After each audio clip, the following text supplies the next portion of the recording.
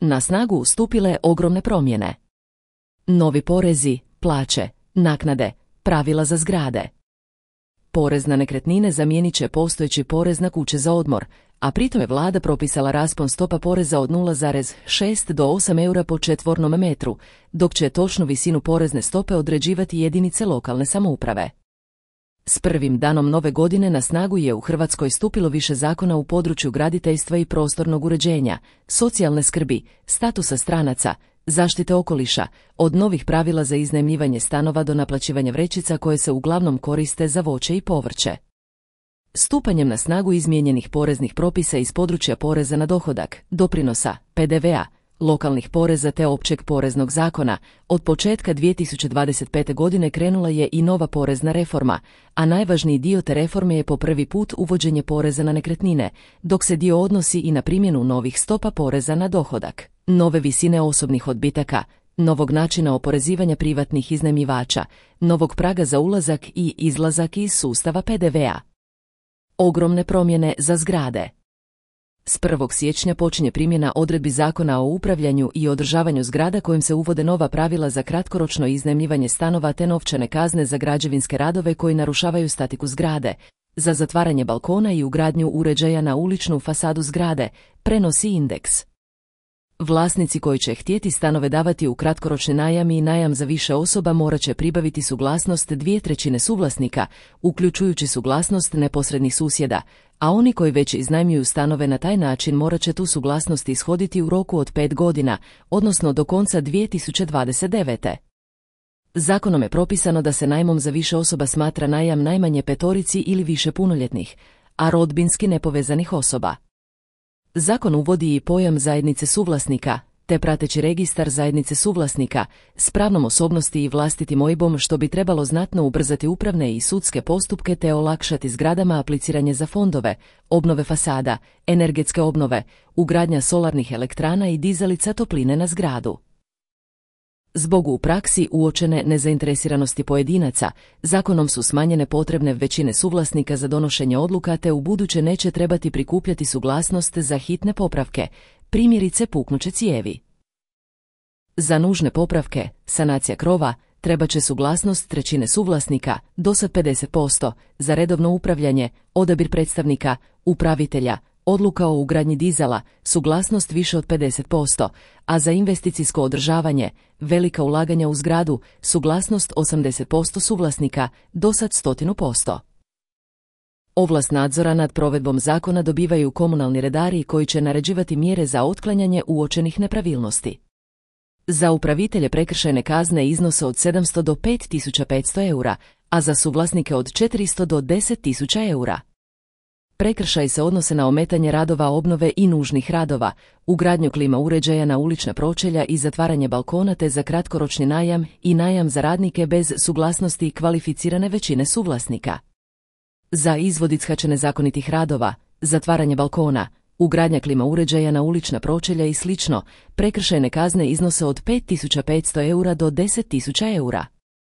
Zakon uvodi i mogućnost ugradnje liftova i obnove fasada u zaštićenim cjelinama uz poticaj države od 33% i mogućnost da u subvenciji sudjeluje i lokalna samouprava, te će za to vlada donijeti posebne programe i osigurati sredstva.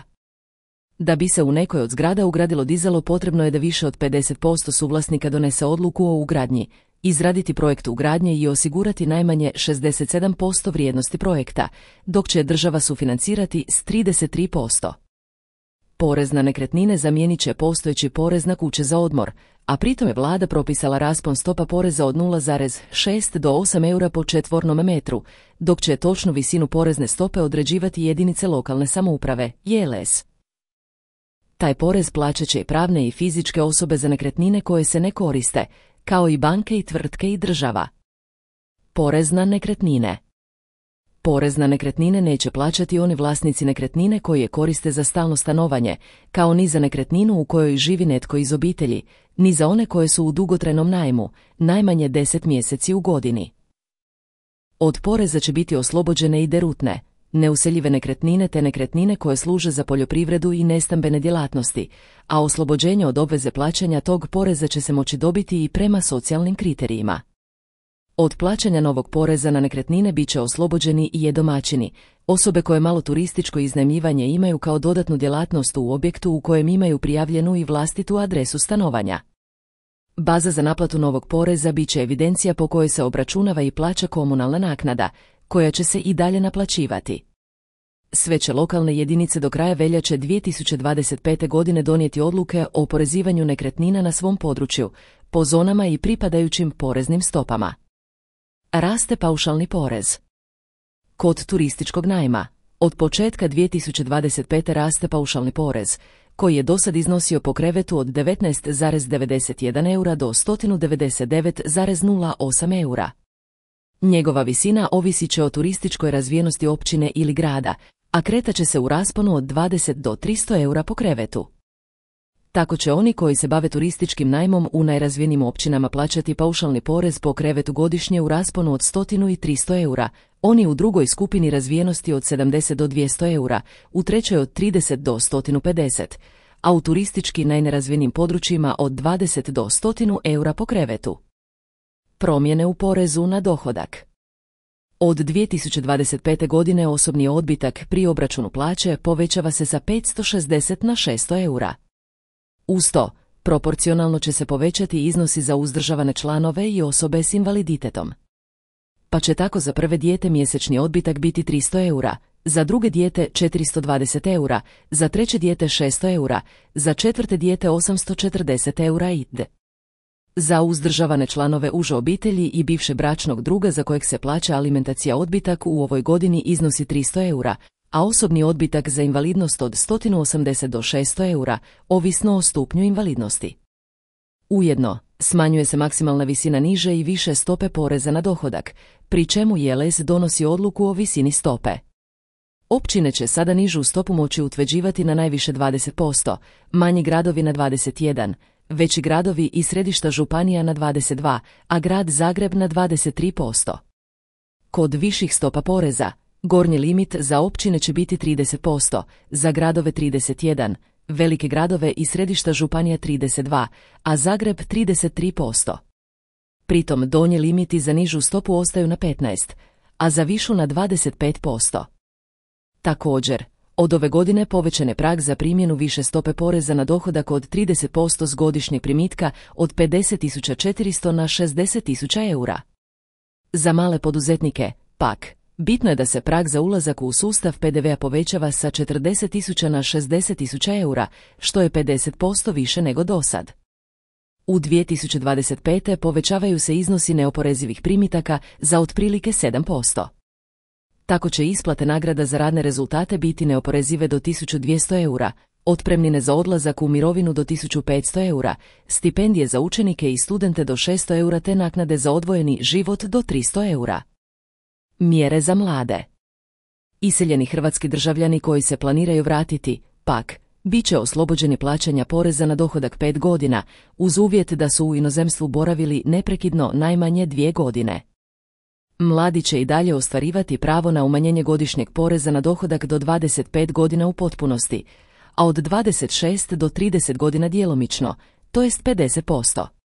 No, za poslodavce se ukida oslobođenje od plaćanja zdravstvenog osiguranja za mlade radnike od 5 godina, pri čemu oni poslodavci koji već koriste tu olakšicu mogu je iskoristiti do istega 5-godišnjeg roka.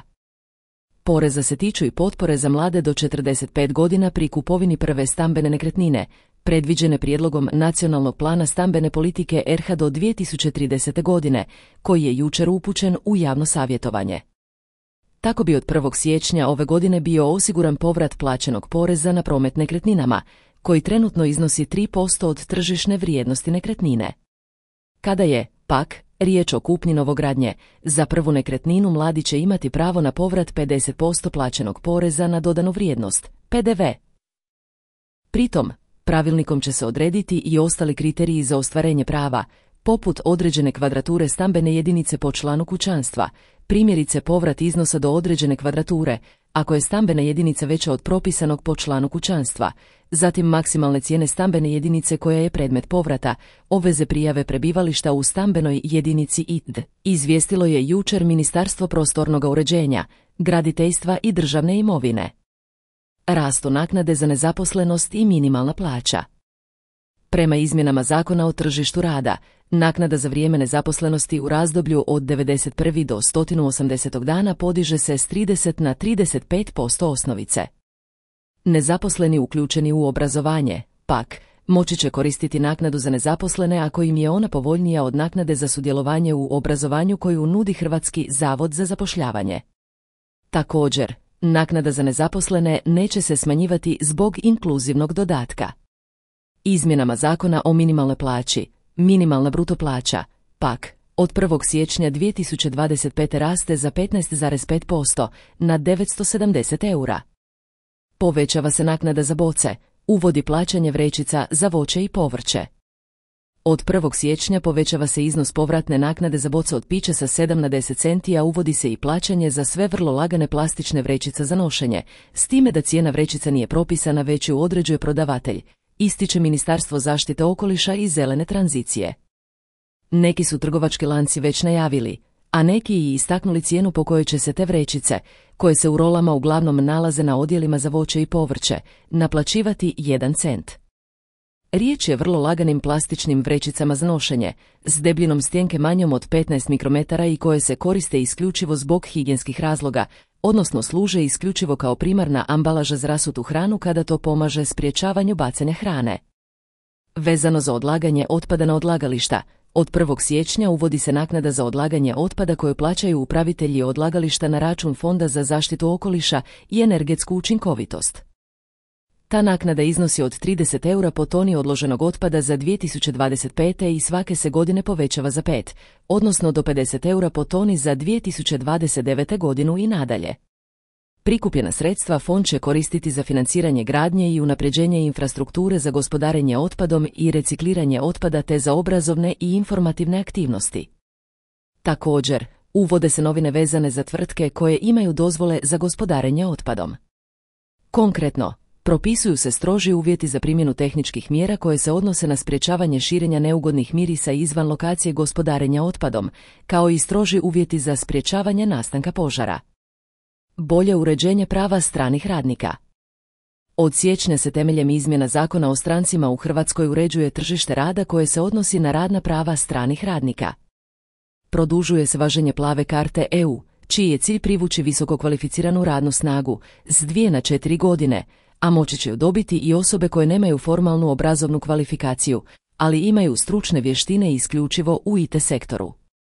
Novost za radnike iz trećih zemalja je da će im se dozvole za boravak i rad izdavati do 3 godine, za sezonski rad do 9 mjeseci i to kao biometrijska isprava, a od sada će morati dokazati kompetencije i za one poslove koje spadaju pod deficitarna zanimanja.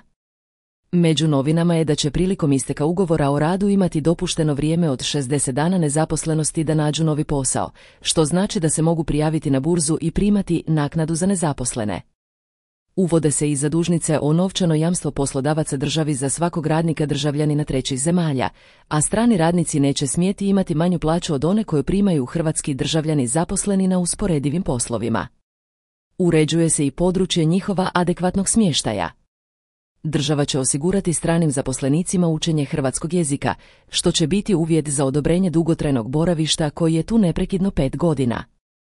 Cilj zakona je i poticanje povratka hrvatskih iseljenika, boravak će im se odobravati na 2 godine, a nakon 3 godine će imati pravo na stalni boravak i pravo na zapošljavanje bez dozvola za rad i boravak. Socijalna skrb.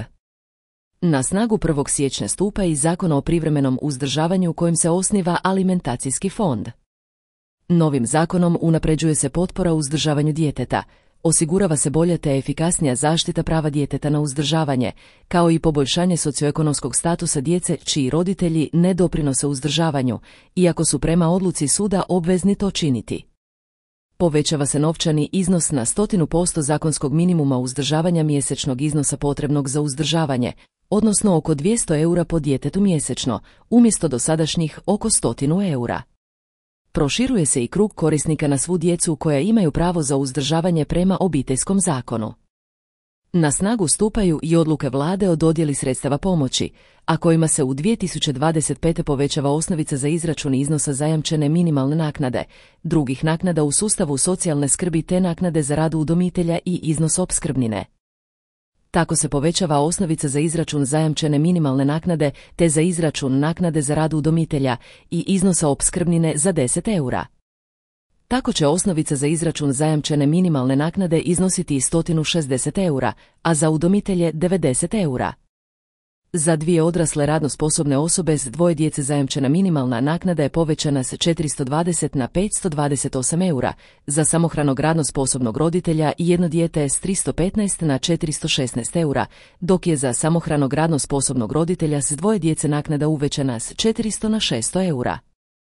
Tradicionalnim udomiteljima s 1 djetetom naknada s 632 eura raste na 697 eura, s 2 djece s 1264 na 1395 eura, standardnim udomiteljima s 1888 na 2083 eura, a specijaliziranim udomiteljima s 1376 na 1534 eura. Osnovica za druge naknade u sustavu socijalne skrbi, kao što su naknada za osobne potrebe osobama smještenim u ustanovama socijalne skrbi, udomiteljskim obiteljima ili drugim organiziranim oblicima smještaja, jednokratna naknada, naknada za redovito studiranje te status roditelja njegovatelja ili status njegovatelja, raste za 8,64 eura, odnosno na 75 eura.